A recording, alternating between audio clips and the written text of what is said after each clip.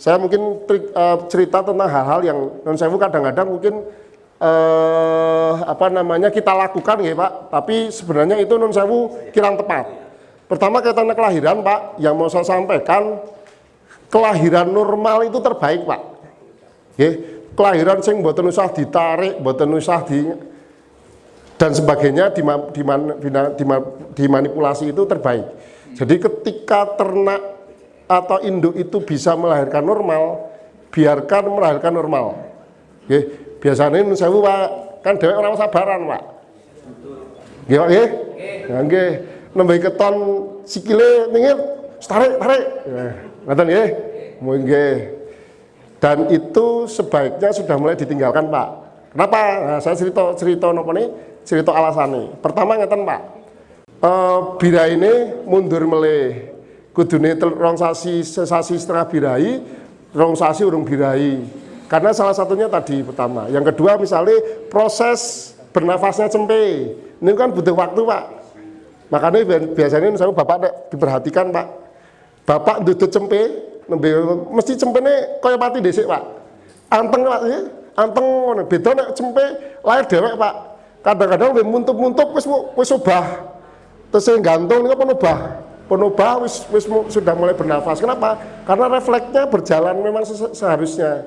Ketika ditarik, refleksnya dipercepat. Makanya biasanya begitu ditarik, cempe ke gombal Pak, lemes ya. Butuh waktu berapa saat baru dia ada refleks bernafas. Ya itu pertama. Jadi begitu ditarik, biasanya ada luka di saluran peranakan. Saluran peranakan itu nanti kaitannya panjang ke belakang Pak. Ada infeksi, ya, dan sebagainya. Yang kedua tadi refleks cempe biasanya belum muncul. Ketiga misalnya tadi tali pusar Pak. Pusare niku nek cempe non sewu ditarik putus, perdarahannya masih banyak. Piok gede ya kata. Kenapa? Karena tadi dia butuh waktu untuk mengecil, perdarahannya berkurang baru putus. Nek cempe lahir normal, perdarahannya sedikit. Induk itu perdarahannya sedikit. Nah ditarik, dipaksa kadang-kadang bahkan ada beberapa kasus teman-teman itu sampai tidak berhenti. Karena apa? Karena refleks itu belum muncul. Jadi prinsipnya nek induk itu saged melahirkan normal, biarkan melahirkan normal. Indikasinya apa? Satu, induk itu harus bisa merejan Pak. Kudu iso ngeden, kudu saged ngeden. Kalau induk bisa merejan normal, biarkan saja. Itu indikasi pertama. Yang kedua, posisinya cempe itu harus normal Pak. Posisi cempe normal pun. Posisi normal itu niki Pak, 1, 2 kaki depan. Oh ini, 2 kaki depan plus kepala. Jadi sampe ngeten Pak. Nggih. Sikil ngarep kali ndase. Itu normal. Atau 2 kaki belakang, sikil mburi tok normal Pak. Biasanya kan saya bingung Pak. Wah, metu sikile mbrindingen mboten napa Pak. Itu masih normal. Normal itu dalam artian dia mungkin bisa dikeluarkan tanpa bantuan. Sing mboten normal pripun? Nggih wau, di luar 2 itu. Misale ndas siji nggih, ndase kalih kaki depan 1, sijine sikile nekuk. Nah, itu harus dikembalikan lagi. Yang kedua atau ini niki Pak. Metu sikile tok, ndase nekuk Pak. Harus dibetulkan juga baru dia bisa normal. Atau niki ini juga abnormal. Kalau ini harus benar-benar harus ditarik. Kalau mengketok buntut itu memang harus ditarik. Kalau ini caranya nggih didorong dulu, diluruske sikile baru ditarik. Ini juga sama, didorong dulu, endase diluruske baru ditarik. Didorong saja, nggih. Itu dorong aja Pak. Kalau dia memang sudah relaksasi sempurna, kita bisa dorong, tangan kita bisa masuk, kita bisa bantu. Nggih. Itu pertama, kaitannya kalau ini tidak normal, kita harus bantu. Terus yang kedua, nah ini kuncinya adalah waktu Pak. Nggih, waktu. Kita biasanya pakai standar nak induk nggih, babon pun tahu mana. Dari muncul balon nggih, kan kadang-kadang nek wedhus manane kan balonnya Pak. Wonten balone nggih. Terus kadang atau sudah mulai kelihatan napa nih? Kaki atau kepalanya 15 sampai 30 menit tidak ada pergerakan. Ming semonten wae tidak ini itu harus dibantu. Sudah mulai harus mungkin kemungkinan dibantu. Tapi kalau biasanya karena nak mulai kelihatan balon atau wau ndase pun metu, sikile pun metu 15 sampai 30 menit dia sudah harus keluar. Kalau lebih dari itu dibantu. Nek dorong sekitar 45 menit lah, 30 sampai 1 jam tidak ada pergerakan harus dibantu. Katanya tadi waktu bisa jadi kunci Pak. Tapi sekali saya prinsipnya mau Pak, kelahiran normal itu terbaik. Kelahiran normal terbaik. Ini kaitannya dengan kelahiran. Ini kalau harus membantu, yang paling saya wanti-wanti nun sewu Pak, kebersihan Pak. Kebersihan ketoke ini sepele Pak, tapi ini penting karena sekali lagi jenengan bantu kelahiran, tangani kotor, nembe nguruk-nguruk mendil, ngirangi kelahiran Pak, kan berarti nanti menginfeksi saluran rahimnya, peranakane. Apa yang terjadi nanti infeksi lagi. Bira ini mundur maning, kelahirannya mundur lagi dan sebagainya. Itu kalau kaitannya dengan bantuan kelahiran, kebersihan ini yang penting saya sampaikan. Kemudian ini tanda-tanda wis pun jenengan pun apal lah Pak.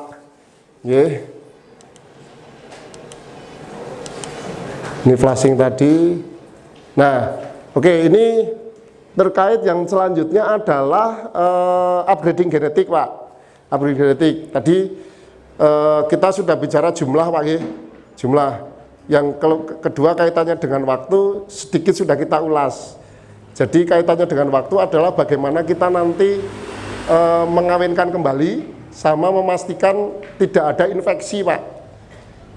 Kaitannya dengan waktu tadi pertanyaannya kan supaya bisa beranak 8 bulan, berarti kan 3 bulan sudah harus bunting. Pripun caranya supaya 3 bulan dalam 3 bulan sudah bunting, berarti sudah harus birahi. Dalam 3 bulan harus birahi. Apa kuncinya supaya dalam waktu 3 bulan sudah birahi? Salah satunya adalah tidak ada infeksi ketika di rahimnya. Salah satu kuncinya apa? Kelahirannya harus normal. Karena kelahiran tidak normal pasti nanti akan berpengaruh ke lama birahi. Yang ketiga ini kaitannya dengan tadi yang ketiga kualitas ternak. Kualitas ternak kita akan bicara 2 hal Pak. 1 genetik, 2 kesehatan. Kita bicara genetik dulu. Ada yang namanya upgrading genetik. Upgrading genetik. Kita melakukan perbaikan genetik dari induk yang kita punya.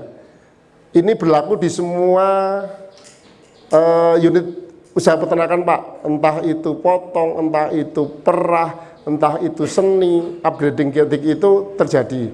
Nek sing sewu saya contohkan teman-teman pemain kambing seni kan ngoyak lurine labas, lurine sopo, lurine sinten Pak pengen memperbaiki kupingnya, memperbaiki bluere dan sebagainya. Itu upgrading genetik. Di kambing perah, di kambing potong sama. Di kambing perah kita pakai breed kambing perah. Sanen, British Alpine, Anglo-Nubian dan sebagainya. Ternak lokal dikawinkan dengan breed-breed perah. Ternak potong sami Pak. Betina dikawinkan dengan ternak potong, misalnya bur. Kalau yang masuk di Indonesia salah satunya bur. Jadi ini tujuannya upgrading genetik itu meningkatkan untuk genetik. Dan ini kan kaitannya begitu kita upgrading genetik adalah nilai ternak kita semakin bagus. Dari sisi mungkin nanti sisi nilai untuk dijualnya atau nanti dari sisi nilai produksi. Nah, saya hanya mengingatkan satu hal Pak. Campur sari itu tidak berlaku di genetik Pak. Dan saya senengnya orang Indonesia senengnya campur sari Pak. Pengen susune, pengen dagingnya. Itu tidak berlaku di rumus genetik. Kalau kita mau fokus di perah, ya upgrading genetiknya kita pakai breednya ya breed perah saja. Kalau mau potong ya potong saja. Jadi mboten iso campur sari. Pengen dagingnya, pengen susunya. Apa yang terjadi? Orang oleh lurune, Pak. Orang oleh lurune. Saya yakinkan saja, saya pastikan saja tidak dapat dua-duanya. Jadi saya cerita gini, ini pemahaman tentang genetik sederhana. Genetik itu bahasanya sing ngatur, Pak. Genetik ternak itu sing ngatur.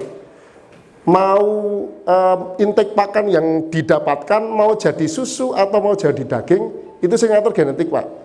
Nah, sekolah cerita sederhana ngeten. Konsentrat sekilo, Pak, konsentrat sekilo dimakan wedhus sanen, Pak, sanen sapera. Dadi susu 3 liter, Pak. Konsentrat sekilo dimakan kambing bur bukan jadi susu, tapi jadi daging 200 gram. Itu genetik, Pak. Nek bapak nyampur dipakani konsentrat sekilo, susune ora nggak dapat, kenaikan bobot badannya juga tidak dapat. Jadi apa namanya?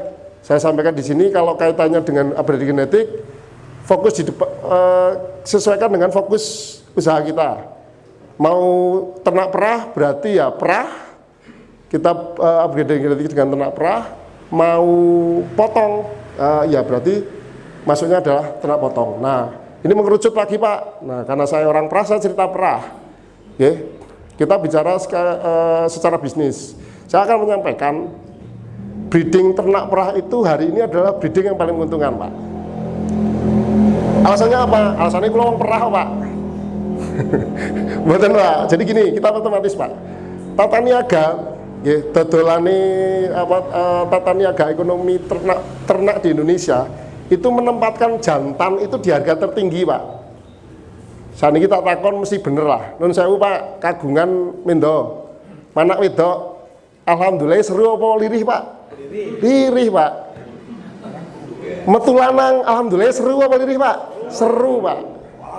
Wah, nggih. Padha-padha alhamdulillah nun sewu. Alhamdulillah. Ning wadon lah. Tapi alhamdulillah nek metu lanang, walah alhamdulillah lanang ya. Nang kebutuhan nggih. Ngoten. Itu. Tak kenapa? Karena kita ada pasar kurban yang menempatkan harga jantan itu tinggi, Pak.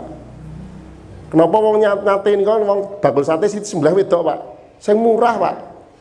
Betina itu di tata niaga ternak kita ditempatkan di harga terendah. Jadi nun sewu sebagai breeder, sebagai peternak yang breeding, nun sewu hitungannya kalah, Pak. Nek cempene metu wedok, Pak. Kita bicara secara kita bicara secara produksi ya, Pak. Secara produksi. Nek seni wis hitungannya seje lah, kalau serang ngerti nek seni lah. Bro lanang wedok wis dadi kabeh nek seni ngoten. Tapi kita bicara secara ekonomi. Apa yang terjadi ketika kita breeding ternak perah?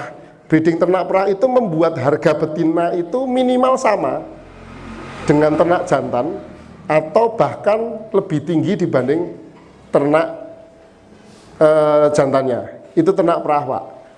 Jadi nek kula nun sewu malah kualik, Pak. Nek pedhusi metu lanang, lanang jebule lah. Dintenteni metune lanang. Tapi begitu metu wedok, alhamdulillah. Nah, itu gambaran saja dalam artian ini secara kita bicara real ya, Pak. Real tata niaga dodolane wedhus hari ini ketika kita punya betina hanya ujungnya adalah potong, harganya akan rendah. Tapi ketika kita breeding ternak perah itu akan berubah. Harga betina minimal sama atau lebih tinggi. Jadi ini gambaran saja kalau tata niaga hari kita ya breeding ternak perah itu hari ini yang paling menarik secara hitungan ekonominya. Ini kemudian upgrading genetik ini cross breeding. Saya kira Bapak-bapak sudah paham ya, Pak. Sudah paham. Kita bikin F1, F2, F3 dan sebagainya. Cross breeding itu misalnya kita punya Jawa Randu, Pak, kawin ke bur atau kawin ke sanen dapat F1. F1 itu darahnya 50% Jawa Randu, atau kalau ini bur ya 50% bur misalnya gitu. Dan selanjutnya ini kalau F2 tinggal 25, tinggal 75, F3 tinggal 12,5. Nah, ini biasanya kalau F2 F3 itu secara fisik sudah hampir sama dengan breed aslinya. Oke, ini kaitannya dengan perkawinan di awal, kemudian kaitannya dengan tadi ya, sekali lagi kunci ternak breeding itu adalah bagaimana menghasilkan jumlah anak sebanyak-banyaknya, sesingkat-singkatnya kualitas terbaik, Pak. Oke, kita sepakat itu. Nah, hitungannya pripun, Pak? Nah, ini yang rumusnya, Pak. Jadi kalau breeding, minimal cempe yang kita dapat dalam 1 tahun itu adalah 2 kali jumlah induk, Pak. Itu rumus, Pak, dan harus dapat. Jadi kita punya 100 induk, Pak, dalam 1 tahun kita harus minimal dapat 200 cempe. Kok geleng-geleng, Pak? Temenan orang atau ya, Pak? Teman-teman, mari kita bicara matematika, Pak. Kita bicara matematika. Orang yakin? Orang yakin. Kita bicara matematika, Pak. Nah, kita bisa bikin siklus, Pak. Siklus kelahiran. Kemudian, nah tadi kita punya sepakat kita harus punya jarak beranak 8 bulan. Berarti, Pak, nek onten wedhus manak bulan Januari, bulan September niku pun manak melih, Pak. Bulan September itu dia sudah beranak lagi. Wedhus sing manak bulan Februari, Pak, bulan Oktober itu sudah beranak lagi, Pak.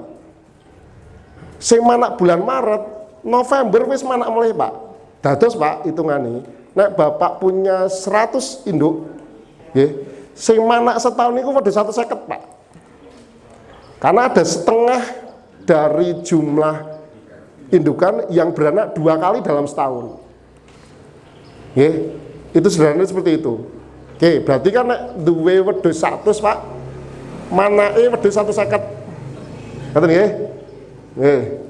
Niki hitung-hitungan ben cepet sugih, Pak. 100 wedhus 100 manake 150, dan itu bisa kok, bisa. Saya bisa membuktikan itu. Nah, jenengan tindak ke tempat kami, mau di Jogja, mau di Wonosobo, saya bisa membuktikan. Yang pertama, 100 induk beranak 150. Yang kedua tadi, kalau kita pakai rata-rata terendah saja, Pak, wedhus siji manake siji setengah, kan nggih wonten wedhus mana siji, ana sing manak loro, ana sing manak telu, wonten Pak nggih. Jadi rata-rata 1,5. Berarti kan oleh cempene 150 ping siji setengah, Pak. 225 cempe. 225 cempe, dan itu terjadi, Pak. Hari ini nun sewu di kandang kami di Wonosobo, kita itu gini. Masalah peternak breeding itu sebenarnya kalau ketika berjalan, masalahnya mboten untuk menghasilkan ternak. Masalahnya adalah nambah kandang, Pak. Salah satu indikator peternak breeding sukses itu mesti nambah kandang. Nah, jenengan sampai sekarang, dulu sampai sekarang kandang kue wae. Pertanyaan besar, Pak. Ya, pertanyaan besar, apakah lakar butuhan apa anu kan? Tapi pertanyaan secara prinsip, ketika kita berternak betul, ini harus jadi standar, Pak. Niki saya usul ke Pak Lurah, ini harus jadi standar, Pak. Jadi peternak dermaji itu setahun harus dapat 2 kali jumlah induk yang dipelihara. Pak, kagungan pinten, Pak? Dalam, Pak? 20. Setahun kudu 40, Pak. Setahun mlenyong mrene, Pak. Tak deleng wis dadi pira, Pak? Jadi itu real, bisa dilakukan. Diatur jumlah kelahirannya, diatur, ada beberapa tips lagi, Pak. Tips lagi. Saran saya, perkawinan itu diatur. Perkawinan itu diatur. Hindari, Pak, hindari ngawinke dalam jumlah yang bersamaan. Karena repot untuk kita, secara teknis repot, Pak. Punya wedok 20, kawinke bareng, engko manak bro, manak bareng. Repot, Pak. Pengawasan ekor per ekor itu nanti akan repot. Jadi saran saya diatur mana yang harus dikawinkan, sindi. Jadi jumlah itu stabil, lingarit mboten ngoyo banget, tidak suatu saat banyak sekali atau nggak ada di kelahiran, pengawasan ekor per ekor itu juga jauh lebih mudah. Itu. Jadi niki standar Pak. Ini standar. Kula mboten gawe-gawe, kula yo bukan sing jarkoni Pak. Iso ngomong ora iso nglakoni, ngoten.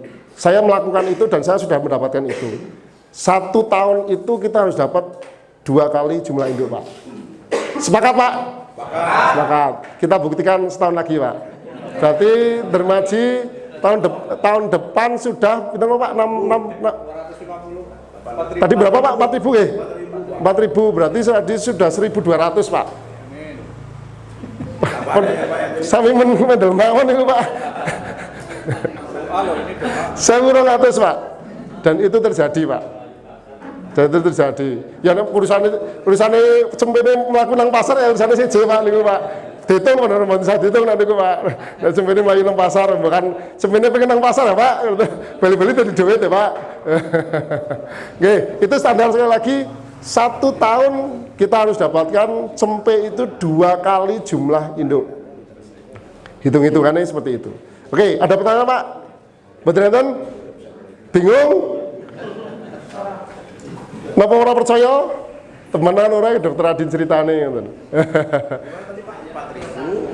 Ya. Dalam 1 tahun misalnya kita mulai dari Januari 40 ya. gitu ya. Ya. Ini Mei berarti kan kita 8 bulan ya kan.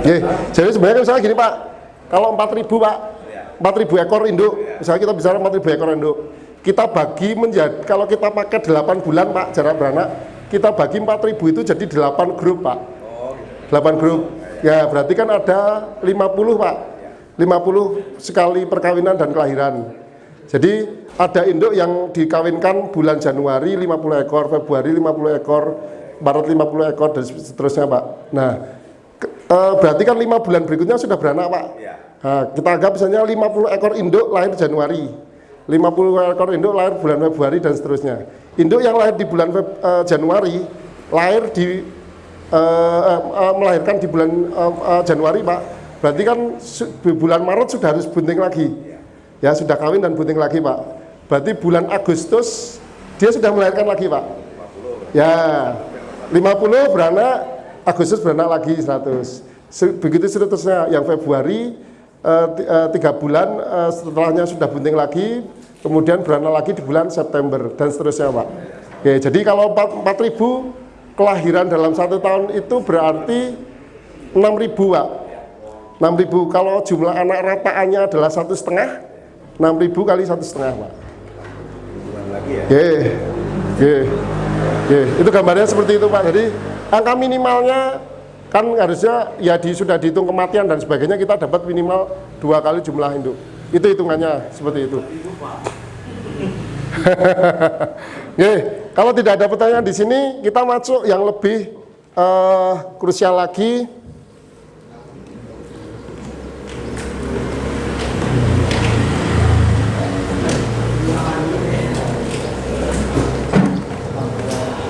Nah, oke. Kita akan masuk ke riringnya Pak, pembesaran cempe ini Pak. Ini jadi kunci juga. Jadi kunci juga. Biasanya wow ceritanya biasanya cempe itu memang angka kematiannya lebih tinggi. Angka kematian di cempe itu jauh lebih tinggi daripada dewasa. Ini jadi faktor krusial juga. Jadi nek bicara cempe, riring cempe ceritanya panjang. Jadi tapi nek jarene wong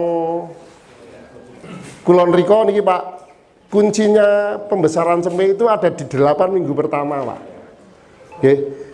Usia cempe 0 sampai 2 bulan itu jadi kunci Pak. Sukses atau tidaknya nanti kita memaksimalkan potensi genetiknya dan sebagainya itu ada di 8 minggu pertama.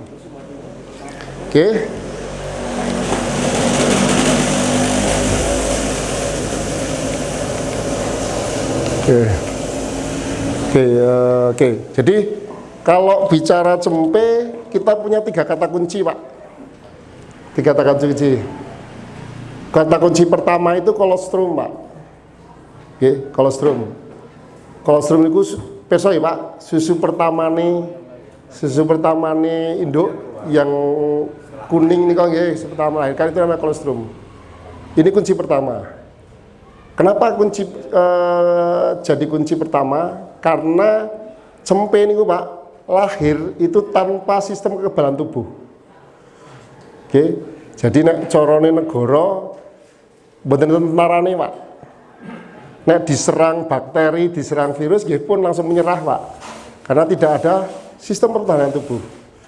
Dan dia si cempe itu dapat sistem imun kekebalan tubuh itu dari kolostrum Pak. Satu-satunya cara itu dari kolostrum.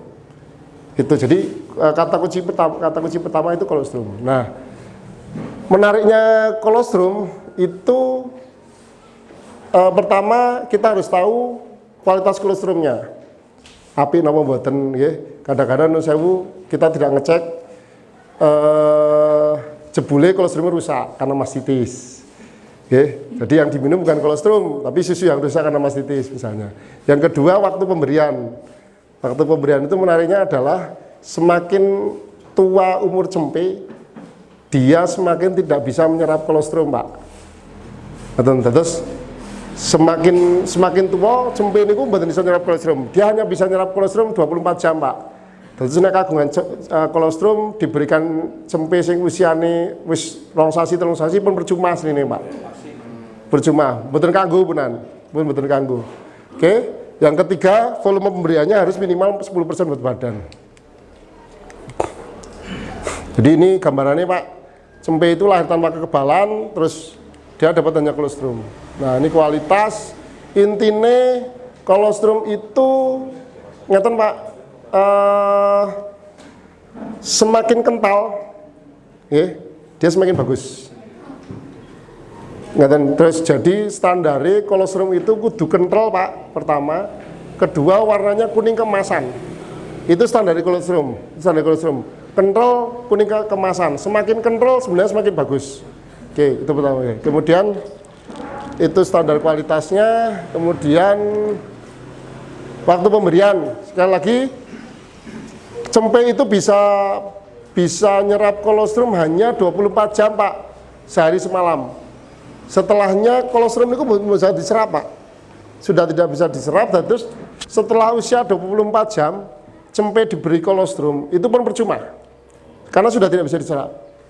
Oke, itu kemudian jadi prinsipnya ngeten, kalau misalnya cempe itu misalnya minum segelas kolostrum Pak, ngedot kolostrum segelas, ngedotnya di jam pertama setelah lahir dengan ngedot di misalnya jam ke-12 wis sewengi itu yang diserap juga jumlahnya berbeda. Terus semakin cepat dia dapat kolostrum itu semakin bagus. Oke. Tadi 10% ya Pak? 10% Pak, nggih. Berarti kalau dia volume pemberiannya sekitar 300 mili Pak. Nggih. Jadi yang ketiga ini memang dia harus minum kurang lebih 10-20% buat badan, minimal 10%. Terus minimal cempe itu harus minum nek bobote rata-rata Jawa Randu, PE dan sebagainya Sapera itu sekitar 3 kiloan, 2,5 sampai 4 kilo. Kita biasanya pakai bobot 3 kilo, dia harus minum 250 sampai 300 mili. Oke, ini. Nah, itu kunci pertama Pak. Oke, ini kunci pertama. Nah, kolesterolnya Pak, yang biasanya gimana Pak? Normal aja yang bagus-bagus itu sampai berapa Pak? Gimana Pak? Volume kolostrum. Volume kolostrum induk. Kalau induk macam-macam Pak. Induk macam-macam. Kalau normal saja sebenarnya dia cukup untuk 2 sampai 3 2 anak masih cukup. Kalau ternak perah itu biasanya malah lebih. Ya, karena bisa dapat kolostrum sampai 1,5 liter, 2 liter dan sebagainya. Nah, ini kata kunci kedua Pak. Penanganan tali pusarnya Pak. Apa sih bahasanya Pak? Tali pusar Dados, kenapa ini penting Pak? Tak ceritani ini Pak. Dados, tadi saya cerita di awal, tali pusar itu pembuluh darah. Di dalam perut induk, di dalam perut induk, pembuluh darah itu akan dia akan mengalirkan darah dari induk ke anak. Nah, ini jadi penting karena pembuluh darah ini menuju ke organ-organ penting Pak. Organ-organ penting. menuju ke saraf, ke ginjal, ke hati. Jadi apa pentingnya? Nek ada infeksi teng tali pusar Pak, maka infeksinya akan langsung menuju ke organ vitalnya Pak. Ngerusak hati, ngerusak ginjal, ngerusak sistem saraf. Jadi efeknya akan lebih cepat. Oke, ini tali pusar. Nah, caranya gimana? Nek tesih nun sewu, nek tesih nganggo awu di sawurke niku zamane mbah kula riyen Pak. Mboten salah karena secara keilmuan bisa diterima Pak, karena awu niku panas, anget, hasil pembakaran steril disawurke kan yuk garing gitu ya, nyerap air dan sebagainya garing. Cuman ada yang lebih tepat Pak, lebih gampang wong saniki wong kompor masalah iki kompor gas Pak. Leluru awu nggih Pak, angel mening Pak. Caranya adalah disemprot dengan iodin. Betadin Pak, nah, kalau nyebut merek betadin itu harus disemprot dengan iodin. Nah, sampaikan tadi prinsipnya kita mau memastikan si tali pusar itu tidak jadi jalan infeksi Pak. Karena begitu ada jalan infeksi, ini akan langsung. Kalau hari ini Nun Sewu ada cerita mungkin pedus, jengkeng, ditanes, kemudian ngerti-ngerti lemes, kejang. Salah satunya kemungkinan evaluasinya dari sini Pak. Oke. Nah terus, kita akan dari yang saya sampaikan tadi Pak, kalau kami diturunkan jadi SOP Pak, standar operasional prosedur. Nah, cempe lahir apa sih yang harus dilakukan? Tadi kuncinya pertama Pak, kolostrum. Kudu api, ya harus kolostrum bagus. Kemudian volumenya 250 sampai 300 mili diberikan sesegera mungkin. Caranya tahu gimana Pak? Diperes Pak. Begitu lahir, wadusnya diperes. Diperes. Dengan diperes kita tahu Pak, kolostrumnya api atau tidak. Sederhana itu dulu. Dengan diperah kita tahu kolostrum yang ada di induk itu bagus atau tidak. Oke, bar diperes, didotke Pak. Kenapa didotke? Dengan didotke kan cepet Pak. Cempe Pak, Nun Sewu, jenengan cemene lahir, cemene lahir. Ngadeg 10 menit bisa ngadeg Pak. Guyu nyepai winiye. Cep urung iso oleh pentile winiye mlaku Pak. Ora sida ngombe meleh. Nggih, padahal tadi kita tahu semakin tua cempene Pak, sudah bisa tidak bisa menyerap kolostrum. Jadi nek didot Pak, cempe gen teles nika urung iso ngadeg, didoti gelem Pak, mesti gelem. Kalau normal dia pasti mau minum. Dia sudah bisa masuk kolostrum. Keunggulannya apa? Volume kolostrum yang sama, diberikan sesegera mungkin, diserapnya lebih banyak Pak. Podo-podo misalnya ngasih 250 mili sama-sama ngasih 1 dot, atau misalnya cempe itu akhirnya ngombene 1 dot juga gitu. Nah langsung. Tapi kan kalau diberikan sesegera mungkin dia akan lebih banyak diserap. Tuh, 2 itu. Jadi itu fungsinya itu. Jadi kita perah.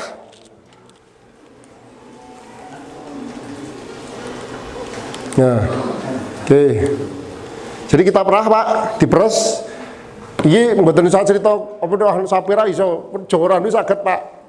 Joran itu saged karena pasti produksinya banyak. Diperah, dicek GHT kita dengan merah kan tahu kalau bagus atau tidak.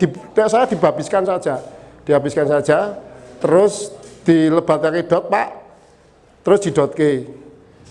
Turane pripun? Nek oleh misalnya kolostrume seliter mengombe 250 turane dolma pun Pak. Mboten Pak. Sisanya Pak, saran saya disimpan Pak. Simpen caranya pripun? Dikemas 250 mili. Misalnya jenengan kagungan kolostrum 1 liter nggih. Hanya terpakai 500 mili wong cempene ming loro. Cempene ming loro. Sisa kan setengah liter boleh Pak. Sisa setengah liter. Nah, setengah liter itu simpen di freezer Pak. Caranya tapi ampun setengah liter kemasnya Pak. 250 mili. 200 di pas plastiki 250 mili 1 dot disimpan freezer Pak. Fungsinya nopo? Yo jaga-jaga Pak. Mbok-mbokan. Besok ada kelahiran, ternyata induknya mastitis. Atau tidak keluar kolostrumnya Pak. Karena kolostrum itu tidak tergantikan Pak, sekali lagi. jenengan gawe ke kolostrum buatan yang bentuknya adalah madu kuning telur saged, tapi hanya mengganti nutrisinya Pak. Tadi yang saya sampaikan kaitannya dengan sistem kekebalan tubuh itu tidak bisa diganti, hanya bisa diganti dengan kolostrum lagi Pak. Jadi caranya nanti kolostrum itu disimpan, nah pas misalnya butuh tinggal dicairkan Pak, dicairkan didotke, itu bisa. Tuh. Kemudian SOP selanjutnya ya tinggal disemprot dengan iodin tadi Pak. Mau disemprot iodin, setelah itu di kami ada tambahan ditimbang Pak. Nah, ditimbang itu jadi penting karena kita tahu berapa bobot lahirnya, kita bisa mengevaluasi dengan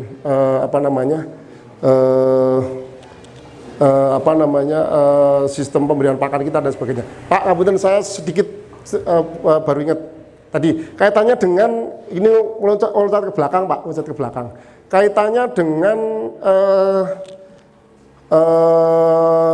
posisi kelahiran. Saya baru ingat posisi kelahiran.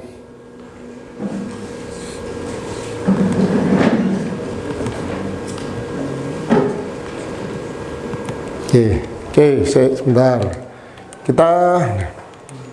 Oke, posisi kelahiran Pak, ingat. Kaitan dengan posisi kelahiran, posisi kelahiran ini bisa mengevaluasi pakan yang kita berikan. Oke, nun sewu. Jadi ketika akhir kebuntingan, induk itu sebenarnya butuh energi yang banyak, asupan energi dari pakan yang lebih banyak untuk salah satunya menempatkan cempe itu di jalan lahirnya. Jadi Pak, karena gini, kalau kita jadi peternak kan ketika terjadi sesuatu itu kita mengevaluasi Pak. Cara pandang peternak, cara pikir peternak gini, kalau terjadi sesuatu itu evaluasinya adalah kesalahan saya dalam memelihara apa. Nah, saya sampaikan saya ini setengah dokter hewan, setengah peternak Pak. Oke, dokter hewan itu ada penyakit, ada kejadian tertentu di kandang, penyebabnya apa, kemudian terapinya apa, mungkin atau sembuh atau tidak dan sebagainya, selesai Pak. Tapi kalau sebagai peternak, kalau terjadi sesuatu di kandang, evaluasinya adalah yang harus kita lakukan, kita harus mengevaluasi apa dalam pemeliharaan kita.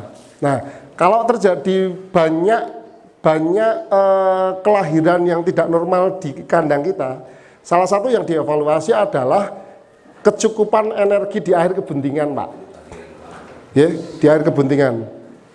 Ini saya mau matur satu cara pandang yang juga kita harus luruskan. Semoga di sini sudah tidak punya pandangan seperti itu. Jangan pernah ada pandangan di akhir kebuntingan wedhuse cempene gede justru pakannya dikurangi. Terus saya mau mboten nggih Pak. Mboten nonton nggih, mboten nonton nggih. Alhamdulillah. Karena dulu yang banyak terjadi adalah wedi cempene gede, anger lahir, empane diklongi Pak. Padahal di akhir kebuntingan justru dia butuh pakan yang lebih bagus. Pertama, sing keloro kan dhewek dadi lucu Pak. Ya sih, luwih seneng cempene gede apa cempene cilik Pak? Cempene gede. Pertanyaannya, kenapa terjadi distokia karena ukuran? Ngeten Pak, sederhana nih. Distokia, kesulitan kelahiran karena ukuran cempe yang besar itu mungkin terjadi kalau bapak ngawinke dua jenis kambing sing ukurannya beda Pak. Misalnya kacang kawinke Jawa Randu Pak. Kacang lahirnya sekilo lah, setekem Pak, sekilo, 1,5 kilo. Dikawinkan dengan Jawa Randu yang bobot lahir cempenya 3 kilo, itu terjadi distokia Pak. Kalau bapak sama-sama ngawinke ming Jawa Randu ketemu Jawa Randu ketemu PE gedene podo, Jawa Randu ketemu Sanan, Jawa Randu ketemu PE ketemu Bur misalnya, yang bobot lahirnya sama, relatif sama, sebenarnya potensi distokia itu saya sampaikan hampir tidak ada, karena kan orang betul mungkin tiba-tiba kambing ngerti cempene 8 kilo ngoten Pak. Nah, itu jarang sekali. Ada pun jarang sekali lah. Jadi jangan khawatir Pak, jangan khawatir. Jadi saya garis bawahi itu di akhir kebuntingan induk itu butuh energi besar untuk ini kaitannya dengan posisi cempe, kaitannya dengan produksi kolostrum, macam-macam Pak nggih. Jadi jangan ada lagi cara pandang akhir kebuntingan empane dirit-irit Pak. Nah, justru diberi pakan yang lebih bagus. Mboten Pak. Alhamdulillah kalau sing teng mriki pun mboten enten Pak.